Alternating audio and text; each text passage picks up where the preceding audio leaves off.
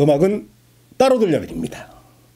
우선 말로 하고 음악은 따로 듣는 재즈 이야기 시작하겠습니다. 네. 이번에 소개해드릴 곡은 You've Changed라는 곡을 덱스터 고든을 필두로 해서 빌리 헐리데이 그리고 60년대 색소포니스트 2명의 연주 이렇게 해서 한 3곡 위주로 이야기를 해보겠습니다. You've Changed는 1942년도에 그냥 파퓰러 송이에요. 칼 피셔라는 분이 작곡을 하고 빌 캐리라는 분이 작사를 하고 첫 녹음은 그 베니 굿맨 밴드에서 트럼펫 솔리스트였던 해리 제임스가 자기 오케스트라를 만들어서 42년도에 첫 연주를 했다고 하고요. 근데 이제 우리가 얘기하고자 하는 You've Changed는 덱스터 고든의 1975년도 라이브 스위스 나이츠 볼륨 1 볼륨 1, 2, 3가 있어요. 그때 그 스위스 쥐리히에서 한 공연들을 모아서 그 스티플 체이스라는 덴마크 레이블에서 냈는데 덱스터 고든이 이 곡을 완벽하게 되게 호소력 있게 연주했달까? 그래서 저는 새로운 곡 같았어요. 예.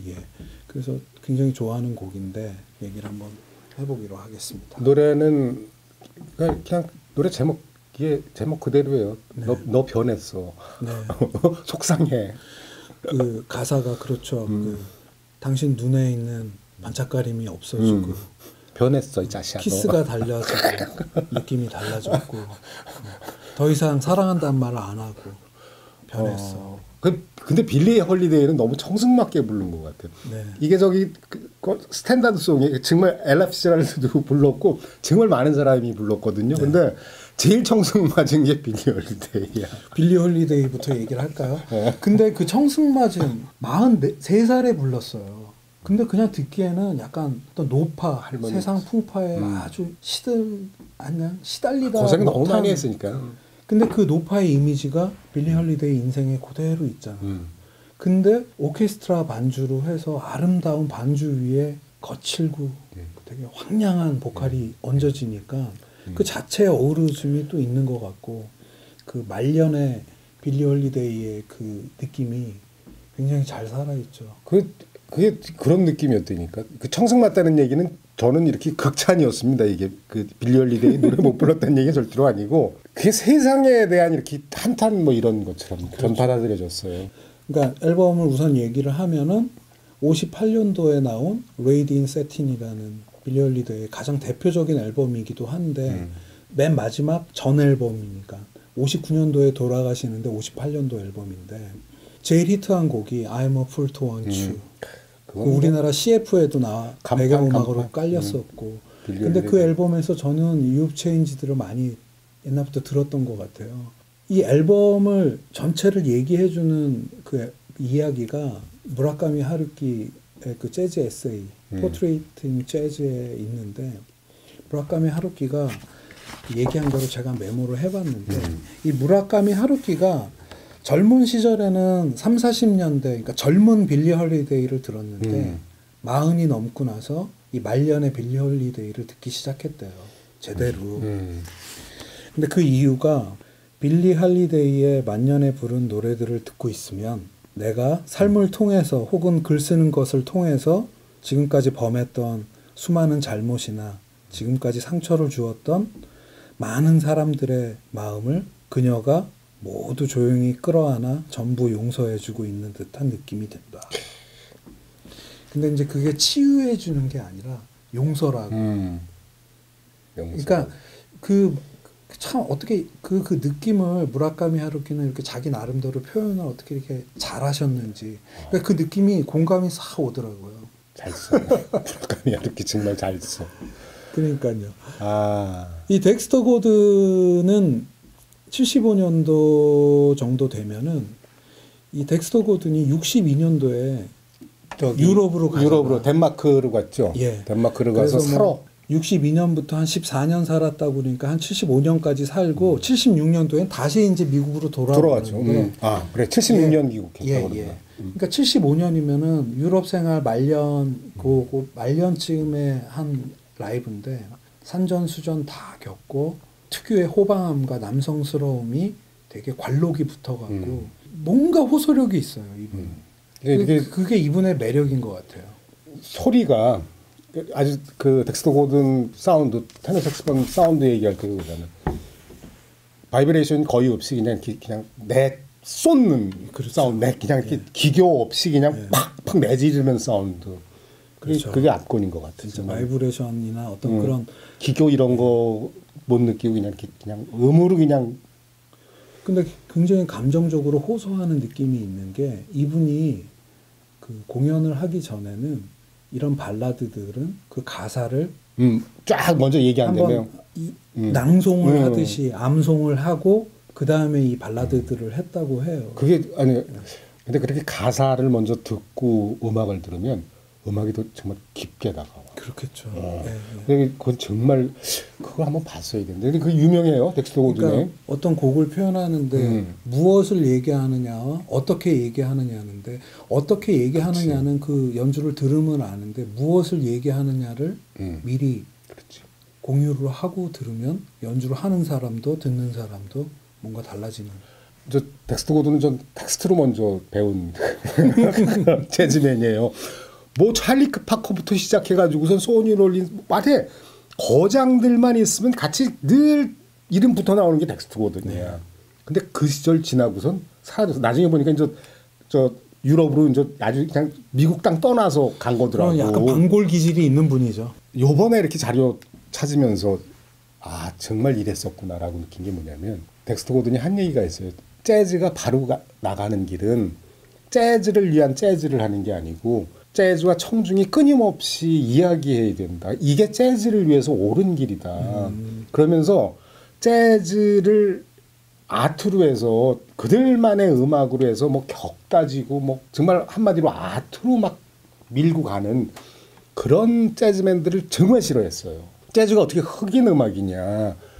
재즈에는 수도 없이 많은 다른 음악적인 요소가 합해서 있다. 이게 아프리카에서 건너온 음악이라면 아프리카엔 리듬밖에 없지 않느냐.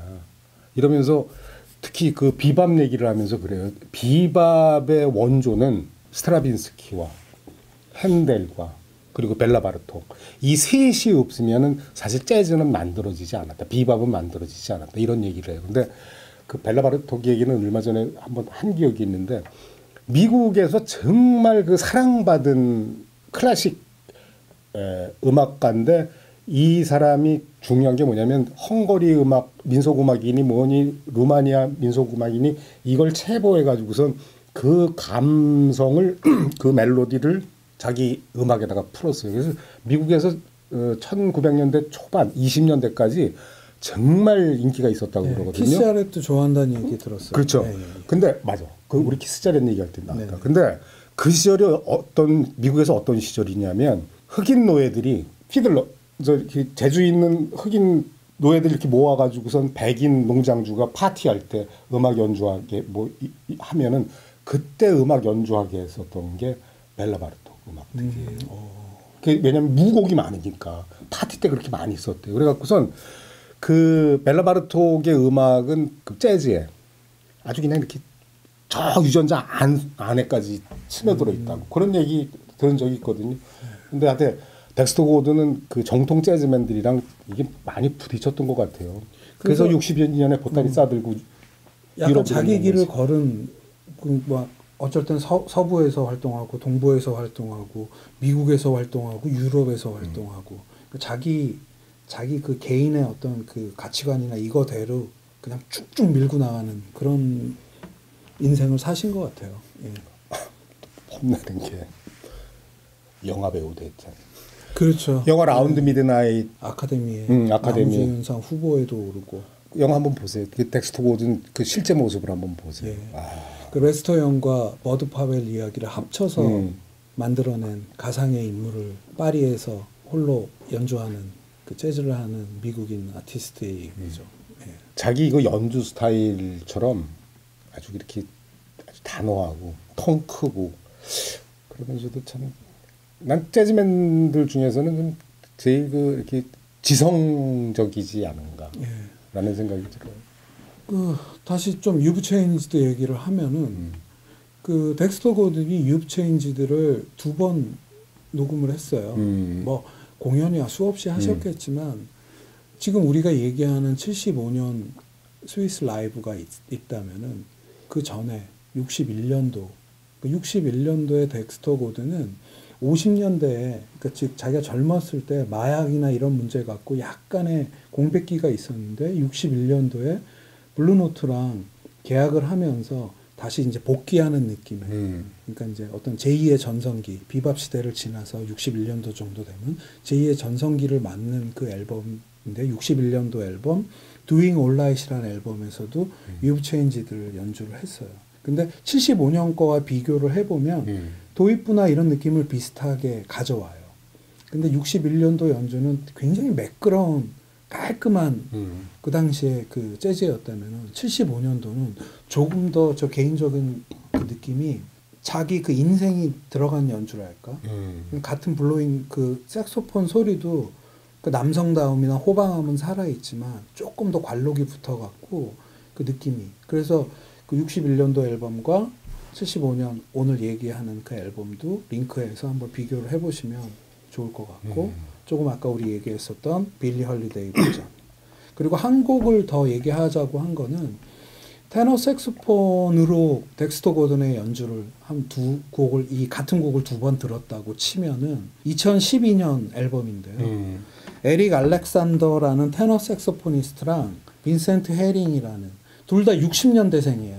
그러니까 젊은 버전인데 이 두 사람이 2005년도 뭐 요 정도에 둘이 더 배틀이라는 앨범을 냈어요. 그래서 그 유명한 선배들의 색소폰 곡을 둘이 배틀하듯이 그 앨범 제목도 더 배틀이라고 하고 그로부터 한 6, 7년 후 2012년에 또 같이 라이브 앨범을 내는데 여기에서 유브 체인지드는 둘이 같이 연주를 하지는 않아요. 에릭 알렉산더가 테너고 빈센트 헤링이 그 알토 색소폰인데 알토 색소폰인 것 같아요. 그걸로 이제 한 5분 정도 소품으로 쭉 그 연주한 곡이 있는데 유브 체인지들을 덱스터 고든의 테너와 이 빈센트 헤링의 알토와 이렇게 비교하는 맛도 좀 있을 것 같고 그리고 또 유브 체인지들은 제가 또 좋아하는 연주가 하나 더 있는데 유튜브에는 없죠. 키스 아렛이기 때문에 유튜브에는 아예 그냥 블락킹이 돼 있어서 올리거나 들을 수가 없는데 키스 아렛이 몇 번 연주를 했는데 제가 이 곡을 좋아해서 조사해 보니까 2001년도 라이브인데 2004년에 이제 앨범으로 나온 그 앨범이 있는데 The Out of Towners라는 앨범이 있는데 그 2001년도 라이브 버전으로 그 유입 체인지들을 키스 아렛 트리오가 하는데 되게 좋아요. 그러니까 키스 아렛이 너무 그 완전히 영감에 푹 빠진 그런 즉흥 연주 위주가 아니라 멜로디를 굉장히 아름답게 자기 나름대로의 해석이 있어서 이거는 뭐 따로 사서 듣거나 하는 수밖에 없는데 제가 보내드릴게요. 고맙습니다. 예. 아니 얘기하니까 듣고 싶어서 준 거예요. 예. 아니 그러니까 피아노로 잔잔한 그 피아노 트리오로 마무리를 하면 좋은데 링크에는 못 올리지만 키스 아렛의 유입 체인지도 참 좋다는 이 정도로 유입 체인지에 대해서 한번 얘기해 봤습니다. 덱스터 고든 얘기로 마무리 하나 칠게요. 그러니까 신의 재즈맨들한테 재즈를 하는 사람들한테 조언을 한마디 해달라 했더니 한 얘기가 연습하고 연습하시라. 기회 있을 때마다 마음을 얹어서 간절하게. 와. 연습만 하면 안 된다는 거야. 마음을 얹어서 간절하게. 듣는 사람도 그렇게 들으면 좋을 것 같네요. 네. 자, 유입 체인지 소개 그럼 여기까지 네, 그러시죠. 마치겠습니다. 감사합니다.